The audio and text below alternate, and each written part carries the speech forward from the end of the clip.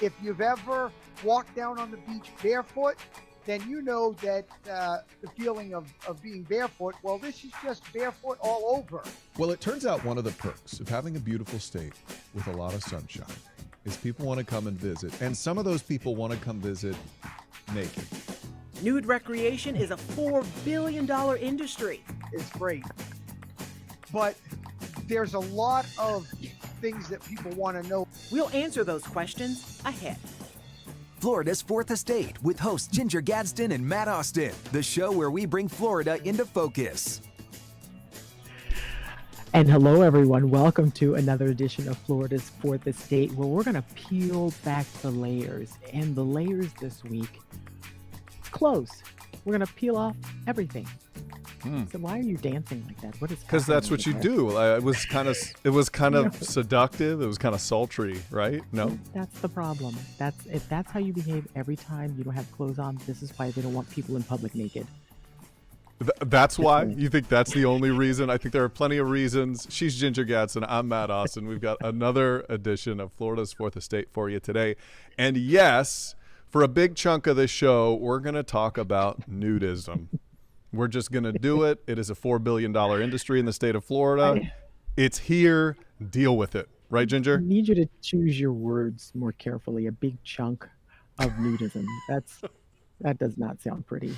But yes, that's what we're talking about. Way to go. We're going to talk about some headlines beforehand. Yeah, we do need to talk about some headlines. And this first story is crazy. Okay, it is multi-layered. I'm going to need you to stick with me for this because the cops got a call about a guy stealing a jet ski. Okay, and so they needed to get out on the water quickly to capture this guy who stole a jet ski. So to do that, they went over to the boat dock. They found a little family there who was getting ready to go on the water, and they said, "Can we take your boat?" Here is the body cam footage of that. Yes, sir. We got a guy down here that's trying to steal a jet ski. You want to take the boat? You can take it, come back. Okay, so this family actually lets them take their boat out on the water, Ginger. They get out there, and it turns out they were able to find this guy fairly quickly because, as you can see, the jet ski right here is not moving. It's just kind of floating out in the middle of nowhere. Here's what happens. Here's he's clinging to it.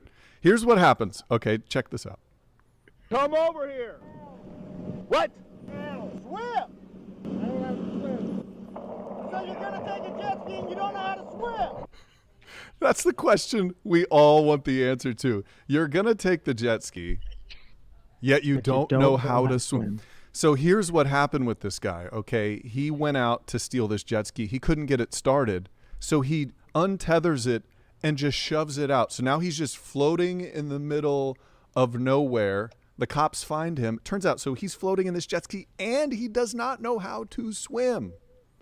That's not how that works. Any of it works. First of all, I like how the cop is lecturing him as he's floating out to him.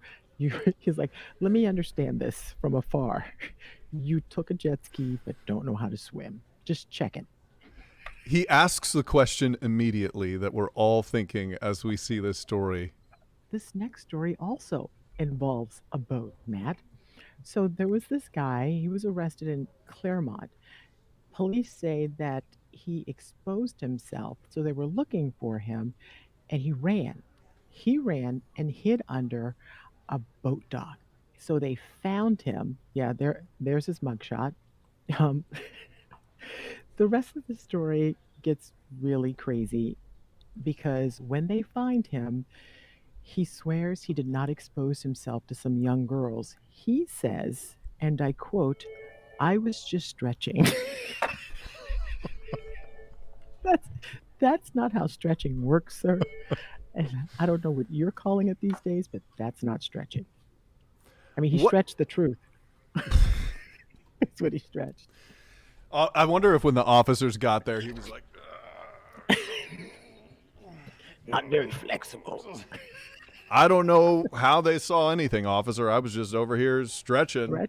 Just doing my thing. You know how we stretch. It is I just find that story so ridiculous. Like, if you're going to commit a crime, at least have some excuses lined up that might sound reasonable. This guy just thought of whatever popped into his head, and that was it. My guess is he had a little time to think about this excuse, and want the that's the do-over? best. What you got that's better? I mean, how do you say you accidentally exposed yourself to somebody without? Well, I was stretching. Do you believe that? I was just stretching. I got dressed in a hurry. So finally, of the crazy stories we had this week, one really rocked our world as a gentleman claimed. Wait a minute. We should just give people a quiz. We should just. Okay, what do you how do you want to quiz them? Like, do we have a picture? Yeah, we actually do. Okay, let's just bring it up. Okay, so you choose the dog in this story. Wait, and which then, one's the dog? I can't tell. I think the one on the left is the dog. So a guy at night was walking along a path, and he could have sworn he saw a dog on a leash. And in fact, he got close enough to this dog on the leash to realize very quickly it was an alligator, a rather large one, that took a chunk out of his leg. Was he trying to pet it? Even if I saw a random dog on the leash in the dark, I would probably not be running after it. So that's where things get a little fuzzy in the story. What was he trying to do to this dog out there? Well, it turns out nothing. The dog did something to him. I just don't understand how you think that this gator, and this is not the offending gator, so sorry to the This is an innocent stock gator on photo. the beach. Ignore, but this is a real life dog that we're seeing there. I don't know how you get those two confused. A gator is so low to the ground. Did he think it was like a wiener dog? Maybe. I don't know. I don't understand. There's They're so many quite questions. different shapes, different colors. I'm thinking it was late. I'm thinking there were a few cocktails maybe involved in this mix-up. Okay, well, I love that we're educating people now and telling them the difference between the dog and the gator, so you don't make this mistake at home. All right, stick with us. Coming up after the break, we take a deep dive into the $4 billion nudist industry in the state of Florida. Get cuddly, get ready, strip down, and meet us after the break. Well, it turns out one of the perks of having a beautiful state with a lot of sunshine is people want to come and visit. And some of those people want to come visit naked, no clothes. And there's a variety of ways to do so. It turns out it's a $4 billion business, and we are talking about it today on Florida's Fourth Estate, aren't we, Ginger? Yeah, we certainly are, Matt. And the perfect person to do this is Eric Shutoff with the American Association for Nude Recreation, which I didn't know that was a thing. But when you say something makes $4 billion, it is definitely a thing. So what I'm hoping will happen today is that we're just going to put our cards all on the table, just lay it all out there. And we're putting our clothes on the table, actually. and get people comfortable and having them recognize oh, this is really something that is maybe interesting for a lot of people who never heard about it. I know I thought I was going to get the giggles when we spoke with him the very first time. And I'm like, I walked away. I learned so much from that conversation. Eric, thank you so much for joining us. We really appreciate you being here. We're delighted to be here this afternoon with you. And I'll tell you that we welcome questions from everyone. We understand people have questions about nude recreation. We're always happy to answer them. So it's great. But there's a lot of things that people want to know, like what could I expect on the first visit to a nude beach or a nudist resort? What are some of the do's and don'ts perhaps on a visit? People also want to know, why do you enjoy doing this, right? And that's probably the most common question I get. It's a perfectly natural question. And if you've ever walked down on the beach barefoot, then you know that the feeling of being barefoot, well, this is just barefoot all over. And that's why it's so fun to do. You give a good sales pitch. I'll give you that. But I feel like my anxiety in front, I get laying out in your backyard naked. I could see some fun. I could see some enjoyment in that. Sorry to my neighbors, Can but you? yeah, it could. But being around the other people, that feels like the part where things get weird and you're just like over analyzing. Am I in shape enough? Did I wax enough? Am I tan enough? You're making it weird. It is. Well, that's I'm trying to get you into my head with all of this. It feels weird to me. Actually, the nudity becomes a great equalizer. We often say you don't know a bank president from a bus driver and everything else. Every person is a beautiful person, and we're just a little bit more equal when we're in our birthday suits. And talk a little bit about the safety aspect, because I would want to know that, I'm not next to someone who's just there as a creeper. Do the clubs do a deep dive into people's backgrounds? The answer is yes. Our clubs do have a number of procedures that they follow. Again, a good reason to call the club ahead of time, but also they will have some forms and identifications and procedures that they will follow. Yeah, and they'll let you know about what those are. Because again, we want a comfortable, nurturing guest experience for your first visit or your 50th visit. You've had 4 kids who have grown up around this whole situation. There are going to be people out there who say, that's a little much for me. I don't think naked kids should be around naked adults they don't know. What do you say for folks who are a little creeped out by that aspect of things?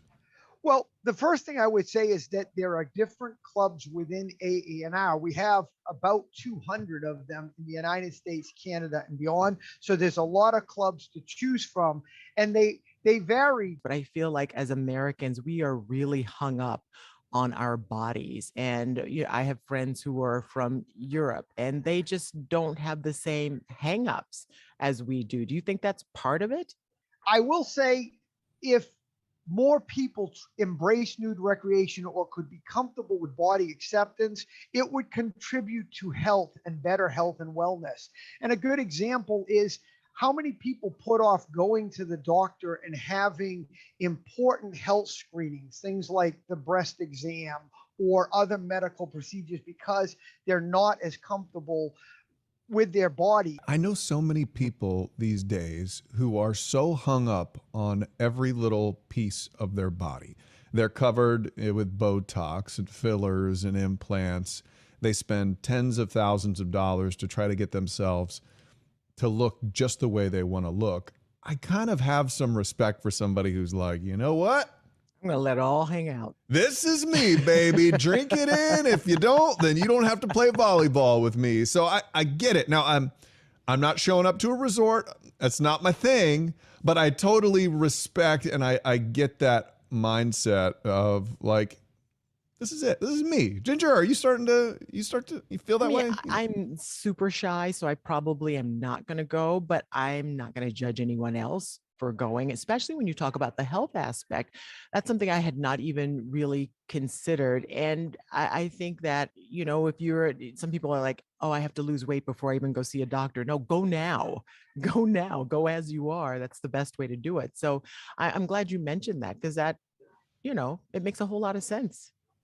It is. It contributes to better health. And it's just the other thing to recognize is that no one is a perfect 10 within a nudist environment. People are who they are, and it's who you are on the inside that people quickly come to respect and appreciate who you are on the inside. And that is one thing you will hear people say.